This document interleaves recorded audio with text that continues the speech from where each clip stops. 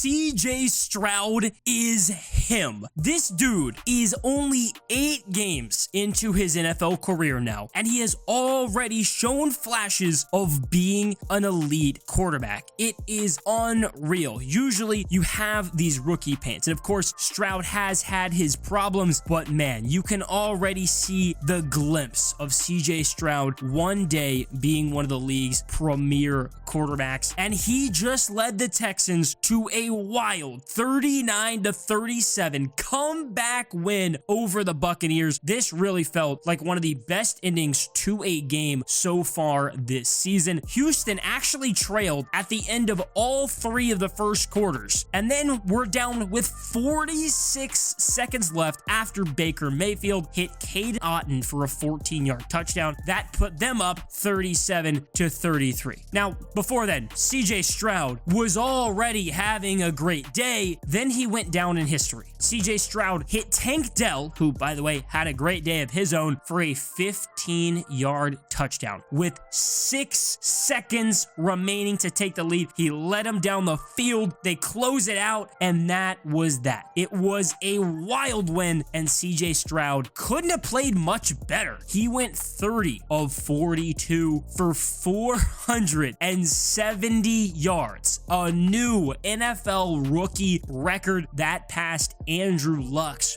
433 yards against the Dolphins in 2012. So it's been over a decade since that record was set, and before that, it was Cam Newton. Stroud ended up throwing for 5 touchdowns and did not throw a single interception. He has been so good with his ball security so far as a rookie. He really got all of his receivers involved, especially a couple of old Cowboys. Noah Brown, if you remember that name from Dallas, he ended up with 153 yards, a team high, and he had a touchdown. And then Dalton Schultz, the old Dallas tight end, he had a team high 10 receptions for 130 yards. You probably wouldn't have expected the Texans' top 2 today to be Noah Brown and Dalton Schultz, but don't worry, Tank Dell balled out too. He had 6 catches, 114 yards, and 2 touchdowns. And then finally, Nico Collins had 3 receptions, 54 yards, and a touchdown. You really couldn't say many more good things for the Texans passing game. It was stellar. Now, they did only have 53 rushing yards, and the defense did clearly have their own struggles. They gave up 37 to the Bucs, but CJ Stroud is the priority. He's the most important player on this team right now, and he's been damn good. I mean, he's already making elite throws. He's completely passed the eye test. I feel like it's every week now. You're just scrolling on Twitter, and it's a clip of a CJ Stroud throw, and you can't believe it. This guy is fitting it into tight windows, making the right reads, making the good decisions. He already has the Texans looking like a competent team. This is a Houston team that only won 3 games last season. They're 4-4. Woo! Yeah, baby! That's what I've been waiting for. That's what it's all about. Woo!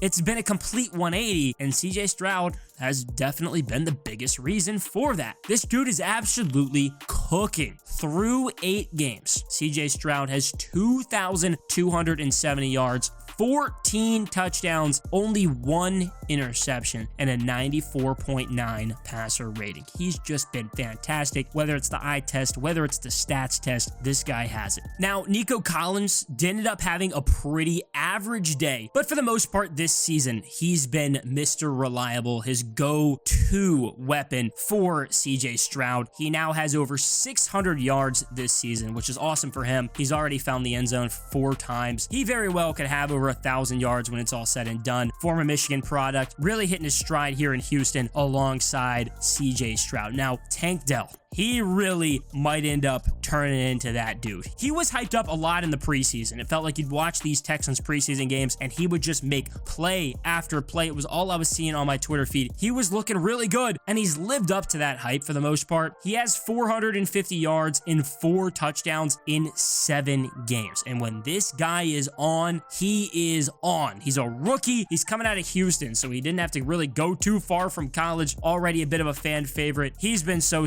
good. I like Nico Collins. I like Tank Dell. It's an underrated one too, but it's been pretty solid, and obviously CJ Stroud's making the most out of it, and there really are just so many bright spots on this roster. I still would like to see a little bit more from Will Anderson. They took him 3rd overall right after Stroud, but at the very least, where this team has come in just one season is absolutely remarkable. So much credit goes to CJ Stroud. We haven't seen that many growing pains from him coming from college, and he has just, more than anything, absolutely destroyed the narratives around him. The Ohio State quarterback narrative is dead. CJ Stroud is an NFL quarterback. He can make those throws. He's going to be making those throws for a long time, is what it looks like. Now, Justin Fields might just be bad. And no, the other guys before Fields also didn't work out too well, but Stroud is just different. And using that all as a generalization from one college just seems kind of goofy to start. There was that narrative around Alabama for so long, and then they very quickly turned out Tua Tagovailoa, Jalen Hurts, and Mac Jones. CJ Stroud is now the one setting that new standard for Ohio State. Now, obviously, there were a lot of worries about Stroud because he tested poorly on the S2 cognition test. A lot of people said it didn't matter. Some people said it kind of took him off their board a little bit. It didn't matter. Clearly, it hasn't. It hasn't mattered on the field at all. What is absolutely hilarious to look back at now is the fact that reportedly the Texans wanted Bryce Young. Everybody wanted Bryce Young for the most part. You remember when Lovie Smith and his Texans somehow came back in week 18 and won the final game of the season against the Colts? And crazy comeback. How did that happen? Fashion. And because of that, they lost the 1st overall pick to the Bears and ended up falling to 2nd. That might have saved their ass, because I bet you they take Bryce Young at 1. Now, I still like Bryce Young. This isn't an anti-Bryce Young video. I very much think Bryce Young still has all those same tools that he had at Alabama. I still believe in Bryce Young. I think the Carolina Panthers have put him in a really tough